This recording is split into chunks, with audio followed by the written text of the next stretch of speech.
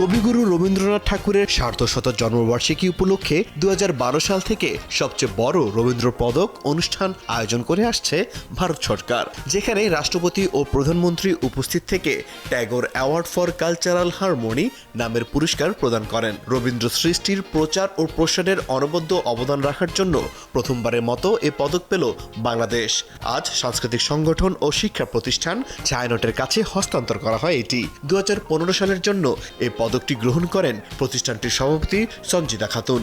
সকাল 11টায় দিল্লির প্রবাসী ভারতীয় কেন্দ্রে ভারতের রাষ্ট্রপতি রামনাথ কোবিন্দ ও ভারতের প্রধানমন্ত্রী নরেন্দ্র মোদী সঞ্জিতা খাতুনের কাছে পদকটি হস্তান্তর করেন।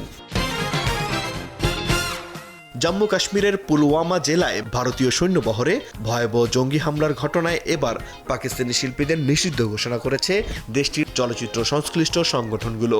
Federation of western India cine employees ও Indian film and television directors association সহ 14টি ফিল্ম অ্যাসোসিয়েশনের সদস্যরা এই সিদ্ধান্ত নেন। অপরদিকে শুধু চলচ্চিত্র বা এর সংশ্লিষ্ট কাজেই নয়, মিউজিক কোম্পানিগুলো এখন থেকে আর পাকিস্তানি গায়ক গায়িকাদের সঙ্গে কোনো ধরনের চুক্তি করবে না। এরই মধ্যে টি সিরিজ 15 ফেব্রুয়ারি থেকে তাদের সবগুলো ইউটিউব চ্যানেল থেকে পাকিস্তানি শিল্পীদের ভিডিও মুছে ফেলেছে। অপরদিকে অজয় দেবগান প্রযোজিত বলিউড সিনেমা টোটাল ধামাল পাকিস্তানে মুক্তি না দেওয়ার ঘোষণা দিয়েছে। প্রয়াত কথা সাহিত্যিক হুমায়ুন আহমেদের লেখা উপন্যাস দেবী অবলম্বনে নির্মিত চলচ্চিত্র দেবী এবার মুক্তি পেতে যাচ্ছে মধ্যপ্রাচ্যে।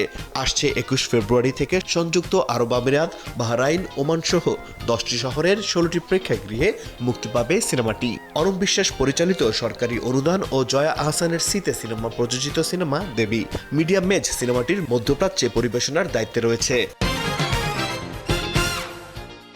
সত্যজিৎ রায়ের বিখ্যাত চরিত্র অপু হয়ে এবার পর্দায় আসছেন বাংলাদেশের নায়ক আরিফিন শুভ। কলকাতার পরিচালক শুভজিৎ মিত্রের পরিচালনায় এই সিনেমাটি প্রযোজনা করছেন বলিউড প্রযোজক মধুর ভান্ডারকার। সিনেমাটির নাম অভিযাত্রী দ্য ওয়ান্ডারলাস্ট অব অপু। এই সিনেমার মাধ্যমে সত্যজিৎ রায়ের বিখ্যাত অপু চরিত্রটি 6 দশক পর পর্দায় ফিরছে। তবে এই বিষয়ে আরিফিন শুভ এখনো কিছু নিশ্চিত করেনি।